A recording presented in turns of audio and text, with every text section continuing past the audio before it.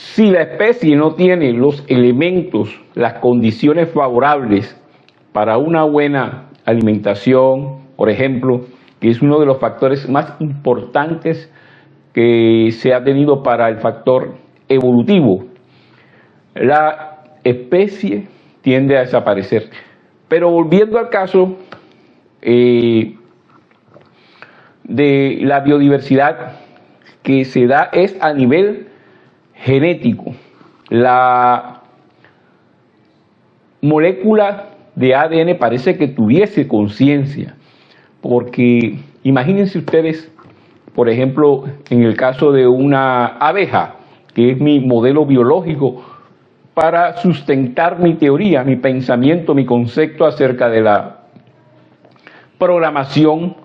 y reprogramación y recombinación genética que da origen a las especies. Eso es lo que da origen a la especie, a la diversidad, a la biodiversidad, la recombinación, esa recombinación que se da a nivel de profase 1 de la meiosis 1, cuando se entrecruzan, cuando se colocan en forma paralela los cromosomas, por ejemplo en nosotros los humanos, y se intercambia la información por el famoso ese entrecruzamiento o crossing over, y es por eso que los descendientes tienen algún tipo de rasgos genéticos de sus padres. Esa hibridación, cuando es bastante frecuente y es bastante diversa, se produce una especie, una población genética bastante fuerte, no es débil, al contrario de aquellas, digamos, poblaciones aisladas que tienden a ser endogámicas y se produce una hibridación, o sea, no es híbrido, no el descendiente tiende a tener enfermedades. Por eso, cuando hay una mayor diversidad biológica, cuando hay una mayor biodiversidad, es porque hay, primero que todo, no hay un aislamiento, digamos, biológico o físico, mejor, geográfico, y que aparte de eso debe haber una condición del ecosistema que permita que aquel individuo sea robusto genéticamente. Ese es el caso de la endogamia que se produce en los humanos, por ejemplo, cuando se causan parientes cercanos, los primos, o algunas islas, algunas poblaciones donde no hay entrecruzamiento y por eso no hay una diversidad ni una recombinación diversa, heterogénea, sino que siempre los alelos van a tener casi la misma información y por eso no se produce una hibridación biológica fuerte. Esa biodiversidad se da precisamente en la recombinación, se da en la hibridación, se da en la reprogramación, se da en la diversidad de las especies, es producto de eso. Volvemos al tema, hay que estar, el individuo tiene que estar en unas condiciones especiales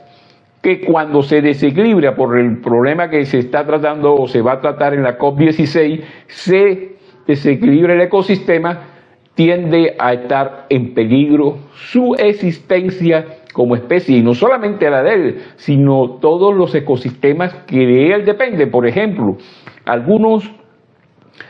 veces una especie, dos especies pueden desaparecer de un sistema, de un ecosistema, y puede compensarse porque es un sistema, un ecosistema bastante fuerte, hay un tejido ecológico bastante cimentado. Pero ya cuando desaparecen varias especies se rompe el equilibrio del ecosistema, el equilibrio biológico, y puede sucumbir, por ejemplo, en el caso de la contaminación en los mares debido al exceso de gas carbónico. El gas carbónico se disuelve en el agua del mar y produce gas carbónico que acidifica los océanos y causa tremendo daño, por ejemplo, los seres que viven allí y sobre todo los los arrecifes coralinos, que son los pilares del ecosistema marino, y de ahí depende una cadena trófica grandísima, y por eso se puede decir que hay que tener las condiciones especiales. Pero el mensaje que les quiero llevar en este momento es que no se debe romper ese equilibrio ecológico, que todos lo sabemos, pero lo que importante de este mensaje es que la verdadera biodiversidad se da es precisamente a nivel genético. Fíjense ustedes que la molécula de ADN, que es una molécula inteligente, parece que tuviese conciencia, como decíamos ahorita, y hace que inclusive los organismos nazcan programados. Algunos organismos están más programados que otros. Por ejemplo, la abeja. La abeja nace sabiendo cómo hacer la miel. ¿Quién le enseña a la abeja eso? La colmenas, inclusive es capaz de cambiar epigenéticamente por medio de la alimentación de la jalea real,